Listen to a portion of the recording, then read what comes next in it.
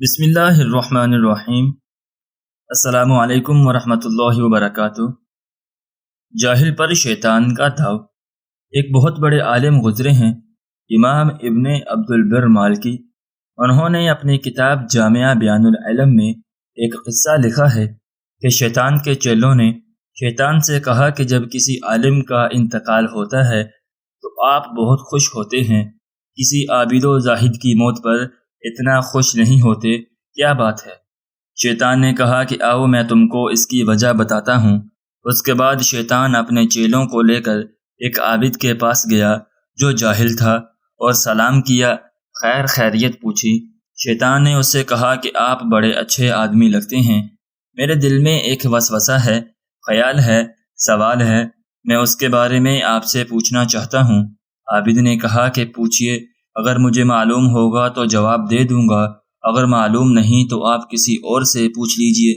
شیطان نے کہا کہ میرے دل میں ایک سوال پیدا ہو رہا ہے، وہ یہ کہ کیا اللہ تعالیٰ اس بات پر قدرت رکھتا ہے کہ ایک انڈے میں زمین کو، آسمان کو، چاند کو، سورج کو، پوری کائنات کو داخل کر دے، اس حالت میں کہ انڈا جتنا ہے اتنا ہی رہے، اس میں اضافہ نہ ہو، اور یہ زمین و آسمان جتنی بڑی ہیں اس میں کوئی کمی نہ ہو؟ یہ ذہن میں ایک سوال آ رہا ہے، اس کے بارے میں آپ کیا ارشاد فرماتے ہیں؟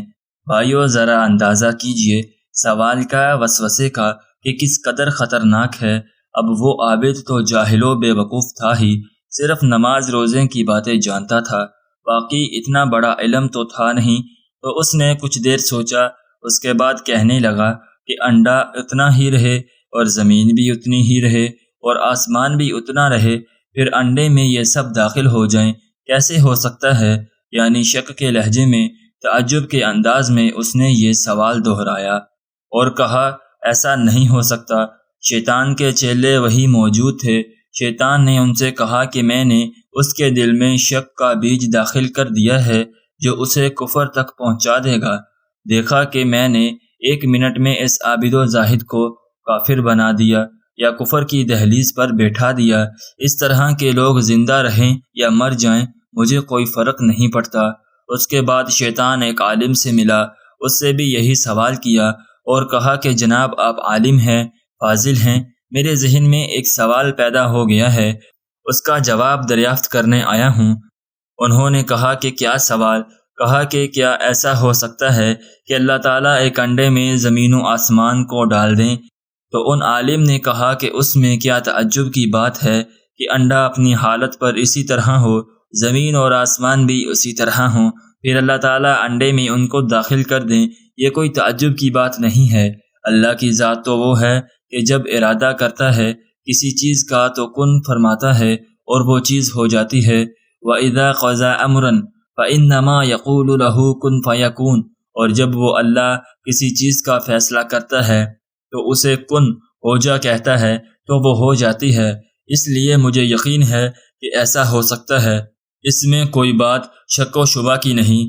شیطان نے اپنے چیلوں کو دیکھ کر کہا کہ دیکھو اس کا علم ایسا ہے کہ یہ ہمارے داؤ میں نہیں پھن سکتا اور اس کو بہکانا ہمارے لیے آسان نہیں، اس لیے ان لوگوں کے زندہ رہنے سے مجھے پریشانی ہوتی ہے اور یہ لوگ مرتے ہیں تو میں جشن مناتا ہوں، اور عابد کا حال ایسا کہ اسے جب چاہیں ہم ادھر سے ادھر کر سکتے ہیں، اور اس کی جہالت کی وجہ سے جب چاہے اس کو صرف معصیت میں نہیں کفر میں بھی مبتلا کر سکتے ہیں۔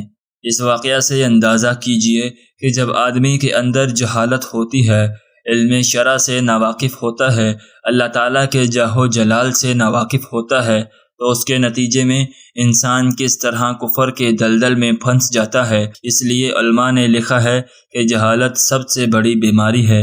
اللہ تعالیٰ ہم کو بھی علم سیکھنے اور اس پر عمل کرنے کی توفیق عطا فرمائے۔ آمین ثم آمین یا رب العالمین۔